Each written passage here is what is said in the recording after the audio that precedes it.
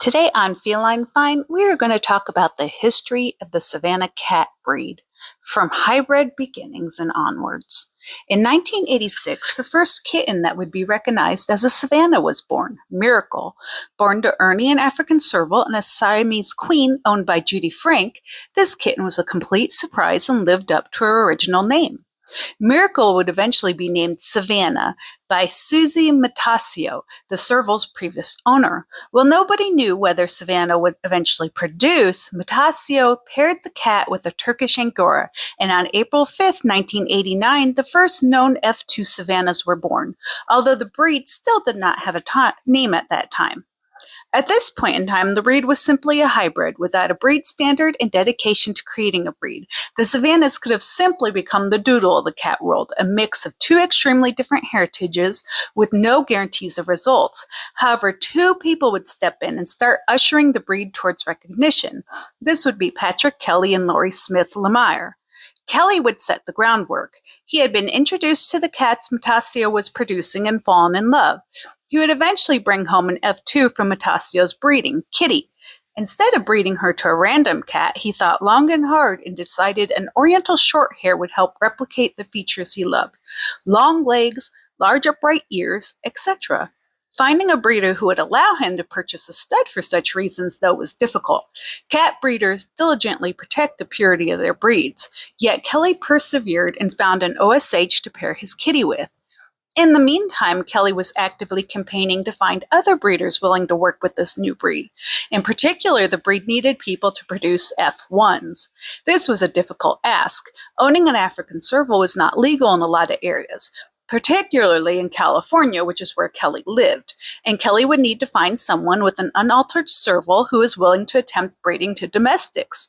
Joyce Schroff would eventually accept the challenge, and in 1994, another litter of F1s were born. 8 years after Miracle's birth. Schroff would continue to breed throughout her lifetime and would be one of the first to produce the later generations, including the elusive fertile Savannah male.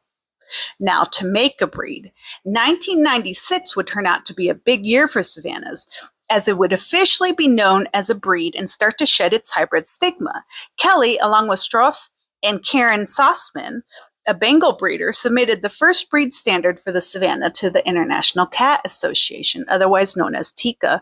While this year was a huge step forward for the Savannah, the breed would immediately face its first official challenge. TICA introduced a 2-year moratorium on the introduction of new breeds at that time, which then extended into a 4-year moratorium. During this time, Laurie Smith Lemire, a Bengal and Savannah breeder, began to actively campaign for the breed, introducing her own Savannahs to every judge and board member she could find. Finally, in 2000, when the moratorium was lifted, the stage was set to advance the breed due to Smith Lemire's and Kelly's diligence. The breed standard was revamped, resubmitted, and the Savannah cats were finally accepted as registration only within TICA, a step forward in breed advancement. In 2001, Savannahs would be accepted for exhibition only, and finally in 2002, the first Savannah cat, Sophie, owned by Smith Lemire, would enter the show hall to charm judges and the crowd alike. Spots in the show hall. Now the heavy lifting for the breed would shift to the Savannah cat exhibitors, as the breed was introduced throughout the country and even world. Two breeders on the West Coast, Bridget Cowell and Christina Alessio, could be found in the show hall with their Savannahs almost every month, educating not only the public, but in particular the judges. Even with TICA's acceptances, the judges were fickle. Cowell recalls her first ring being particularly challenging. Judges were unsure what to make of this breed. Was it truly domesticated or simply wildcats in disguise? On the other side of the country, exhibitors were also working hard for the breed. Donna Lover, Carol Strait, and Pam Flax, to name a few. Regardless of region, each exhibitor had to learn to deftly navigate the different personalities in the show hall.